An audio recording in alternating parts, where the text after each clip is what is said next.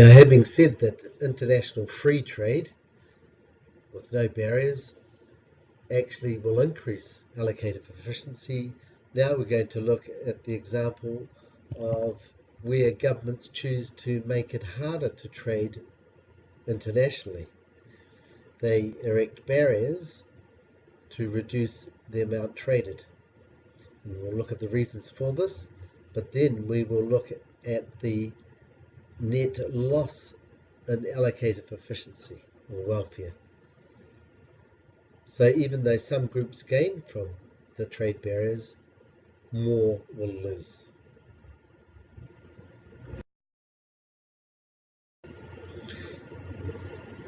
Trade barriers, of course, this cartoon is quite a good one. It was drawn at the time where China had signed a free trade agreement with New Zealand. New Zealand was one of the first, or the first, I think, Western countries to sign a free trade agreement with China, hence the Kiwi breaking through the Great Wall of China. And of course, both countries have benefited from this trade. As was seen in the model, there should be a net gain in efficiency or welfare in both countries. But here we're looking at trade barriers. Why do countries erect them? But before we look at why, let's look at the type of barriers that countries can use. And tariffs, quotas, subsidies, and minimum prices are all used. But the focus of our course is just on tariffs. And so we're going to study the effect of a tariff on allocative efficiency. Who wins, who loses, who gains, who loses.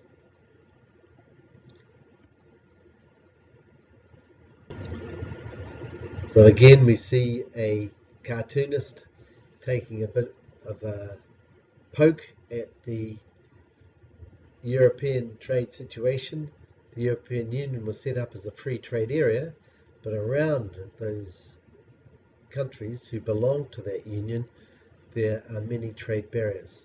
It had a big effect on New Zealand when Britain joined the European Union, because this was back many years ago, because at that time the United Kingdom was our major market to sell our exports in.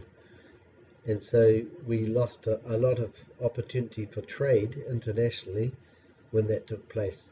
But of course now with Brexit, with Britain leaving the European Union, that should benefit New Zealand because of our historical and cultural ties with Britain. So it will be interesting to see how things change in the next few years. So the government uses particularly tariffs to restrict the amount of goods imported in to a country, and the main method used is a tariff. And the cartoon on the right is again showing what happened to the New Zealand clothing industry. This again happened a few years ago, that the New Zealand government decided to remove the tariff protection on clothing, New Zealand clothing, and the result was that the New Zealand clothing industry was in big trouble because a flood of Chinese imports came into New Zealand much cheaper and more or less put the New Zealand clothing industry out of business. And so we can see, if we look out of this example, why governments do impose trade barriers. One, of course, is with a tariff. It's a tax on imports. And so, of course, one of the benefits, one of the groups that gain is the government, because they get tax income, tax revenue. And perhaps more importantly, though, the tariffs are put on the imported goods to make New Zealand producers more competitive, because the import price will be higher or as high as the New Zealand produced good, and so it makes it easier for New Zealand products to sell in the local market, in the New Zealand market.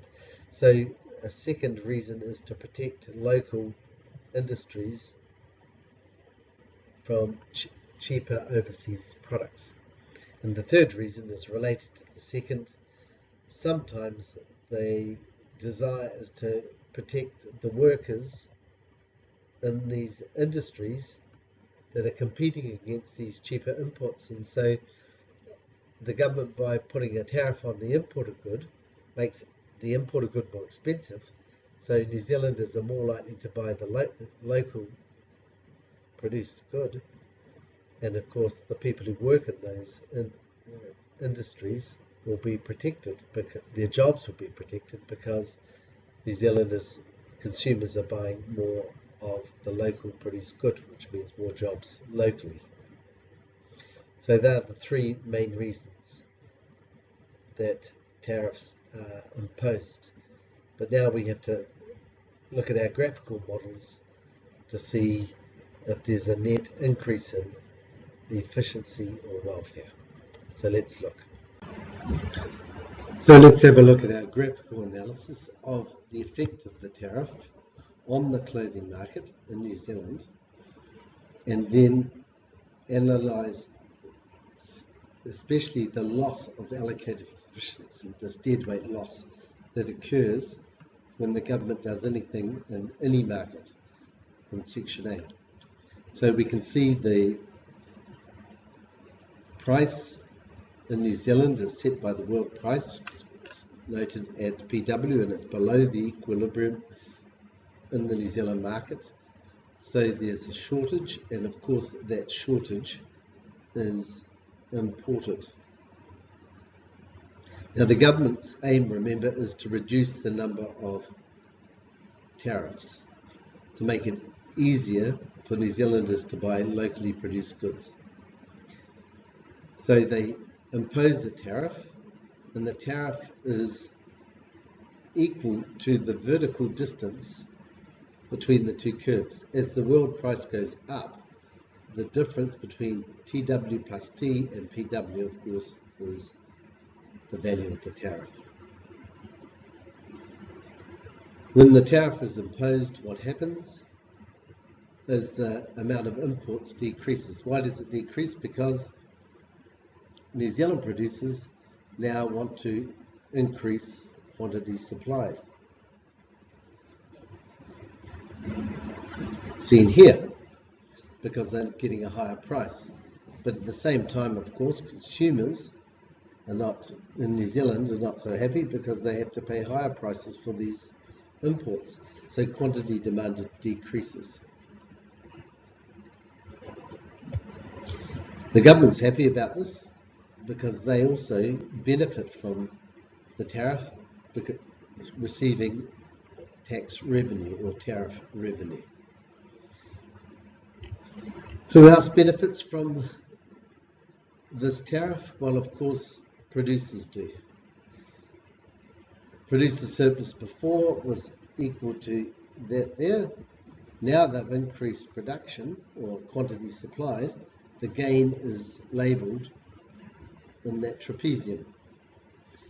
So we have New Zealand producers gained from the tariff, the government gains from the tariff.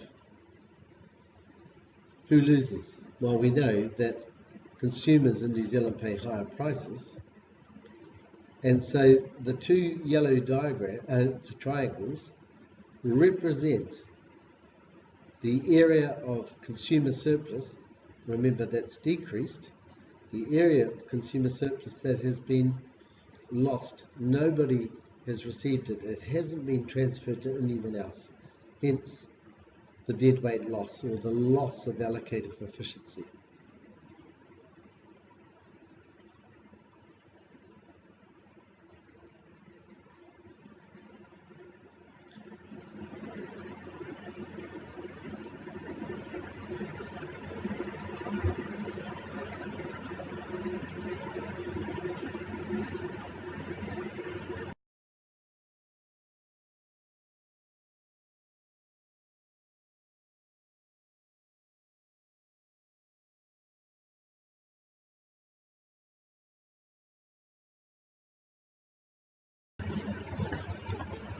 Now let's look at the opposite effect on the market if the government removes the tariff.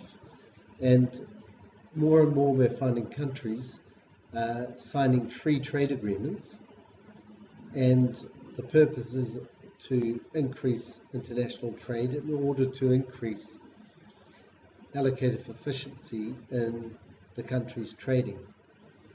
And so here we can see the world price with the tariff. And what happens is that price is going to decrease by the amount of tariff. Now what is the effect? Who wins, who loses? Well, it's going to be exactly the opposite to what we just saw in the previous slide when the tariff was imposed on the market.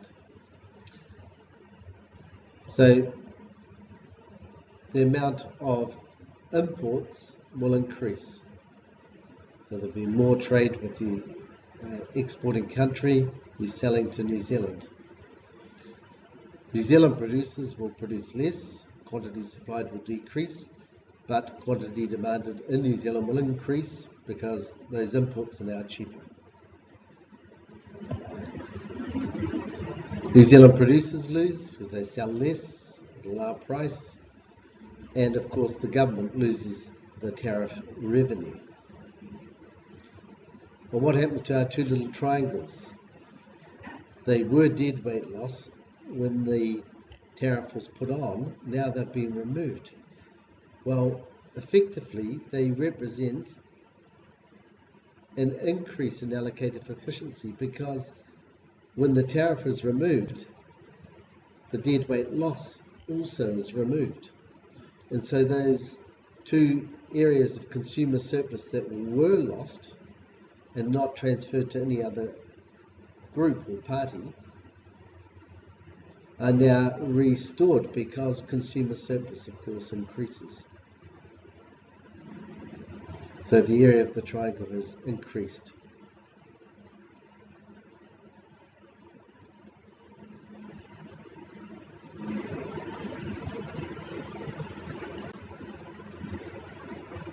So in this exercise, what you're doing is you're looking at the effect of a tariff on a good, and your job is to show how each answer is arrived at. So you have to show the calculations to arrive at that answer.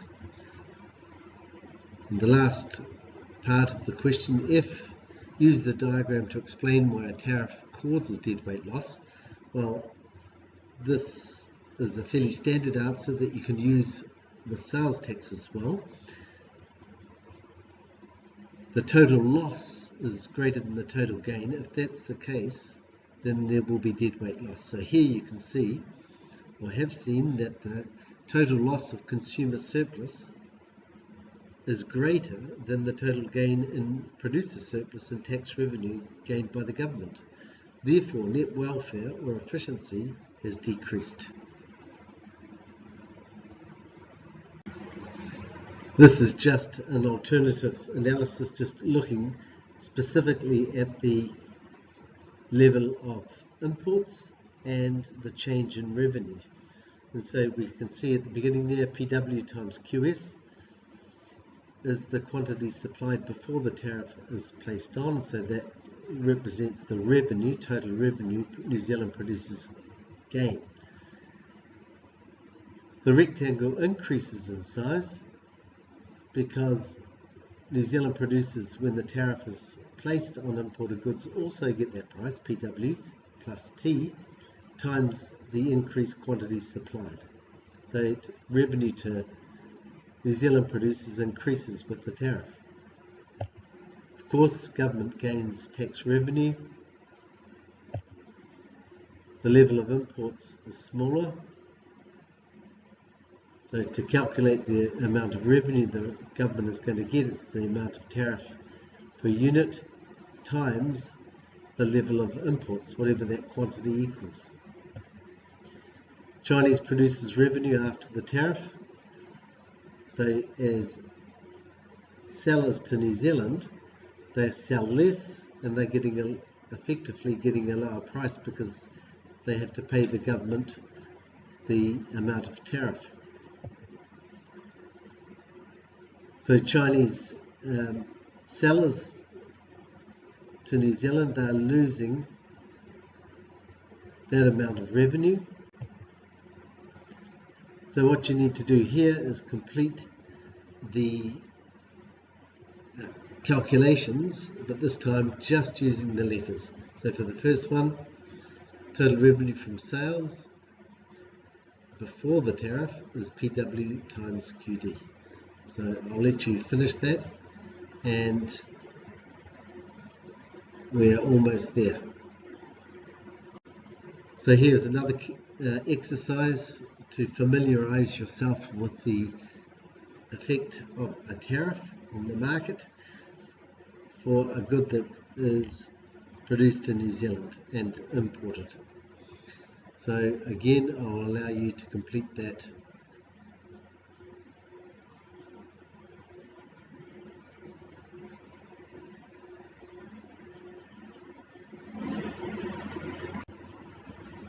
Finally, these videos are worth watching because they'll help deepen your understanding of these graphical models. So you've got international trade exports, trade imports, exports, winners and losers, who gains, who loses, and imports, winners and losers, and finally the tariff, which we've just looked at. So I hope you've enjoyed this unit and look forward to talking with you soon.